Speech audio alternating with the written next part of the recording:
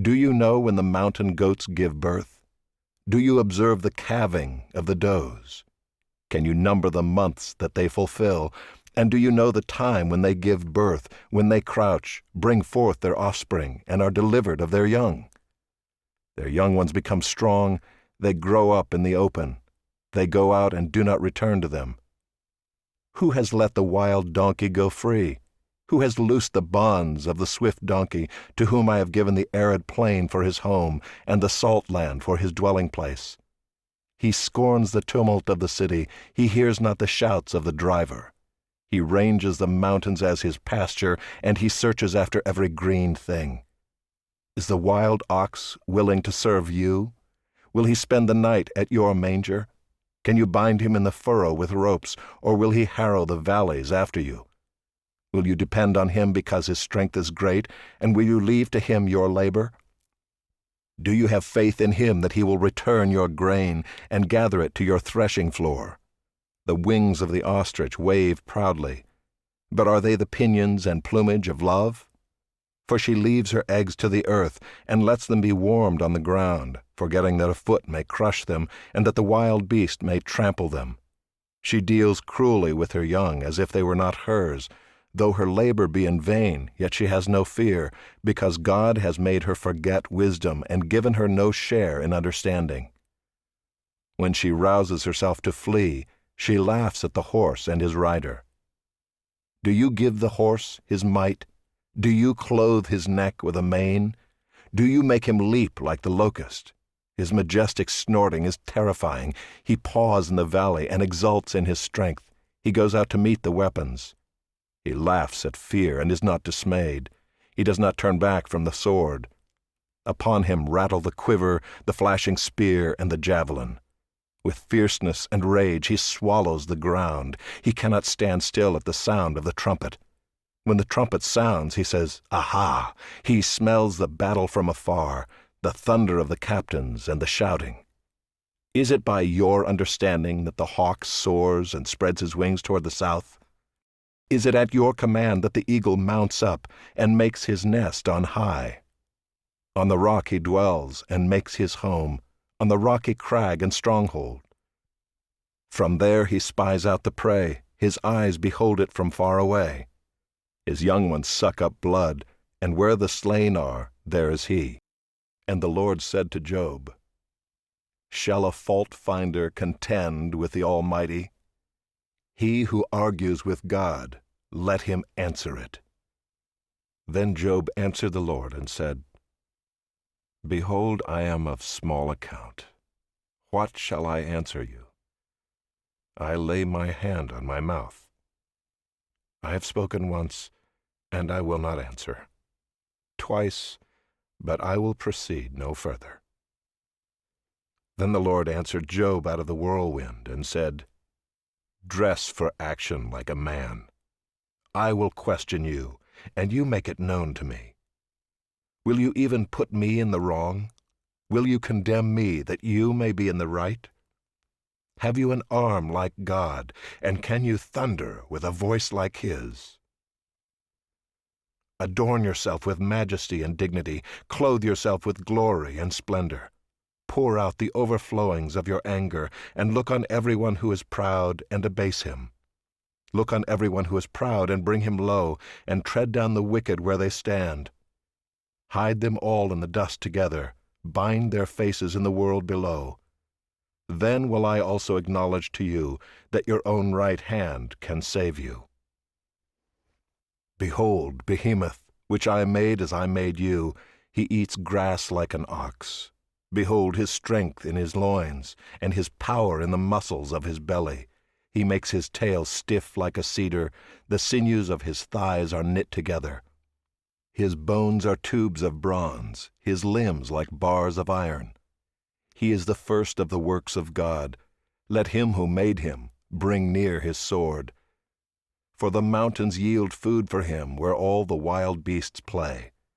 Under the lotus plants he lies, in the shelter of the reeds and in the marsh. For his shade the lotus trees cover him, the willows of the brook surround him. Behold, if the river is turbulent, he is not frightened. He is confident, though Jordan rushes against his mouth. Can one take him by his eyes, or pierce his nose with a snare? Can you draw out Leviathan with a fishhook, or press down his tongue with a cord? Can you put a rope in his nose, or pierce his jaw with a hook? Will he make many pleas to you? Will he speak to you soft words? Will he make a covenant with you to take him for your servant forever? Will you play with him as with a bird, or will you put him on a leash for your girls? Will traders bargain over him? Will they divide him up among the merchants? Can you fill his skin with harpoons, or his head with fishing spears? Lay your hands on him, remember the battle, you will not do it again. Behold, the hope of a man is false, he is laid low even at the sight of him. No one is so fierce that he dares to stir him up. Who then is he who can stand before me? Who has first given to me that I should repay him? Whatever is under the whole heaven is mine. I will not keep silence concerning his limbs, or his mighty strength, or his goodly frame. Who can strip off his outer garment? Who would come near him with a bridle? Who can open the doors of his face? Around his teeth is terror. His back is made of rows of shields, shut up closely as with a seal. One is so near to another that no air can come between them. They are joined one to another, they clasp each other and cannot be separated. His sneezings flash forth light, and his eyes are like the eyelids of the dawn. Out of his mouth go flaming torches, sparks of fire leap forth. Out of his nostrils comes forth smoke as from a boiling pot and burning rushes. His breath kindles coals, and a flame comes forth from his mouth. In his neck abides strength, and terror dances before him. The folds of his flesh stick together, firmly cast on him and immovable. His heart is hard as a stone, hard as the lower millstone. When he raises himself up, the mighty are afraid. At the crashing they are beside themselves. Though the sword reaches him, it does not avail, nor the spear, the dart, or the javelin. He counts iron as straw, and bronze as rotten wood. The arrow cannot make him flee. For him sling stones are turned to stubble. Clubs are counted as stubble. He laughs at the rattle of javelins. His underparts are like sharp potsherds. He spreads himself like a threshing sledge on the mire. He makes the deep boil like a pot. He makes the sea like a pot of ointment. Behind him he leaves a shining wake. One would think the deep to be white-haired. On earth there is not his like, a creature without fear. He sees everything that is high. He is king over all the sons of pride. Then Job answered the Lord and said, I know that you can do all things, and that no purpose of yours can be thwarted. Who is this that hides counsel without knowledge? Therefore I have uttered what I did not understand, things too wonderful for me, which I did not know. Hear, and I will speak. I will question you, and you make it known to me. I had heard of you by the hearing of the ear, but now my eye sees you. Therefore I despise myself, and repent in dust and ashes.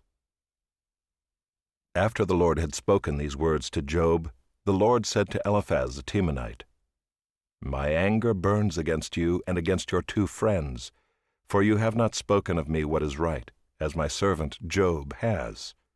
Now therefore take 7 bulls and 7 rams, and go to my servant Job, and offer up a burnt offering for yourselves. And my servant Job shall pray for you. For I will accept his prayer, not to deal with you according to your folly.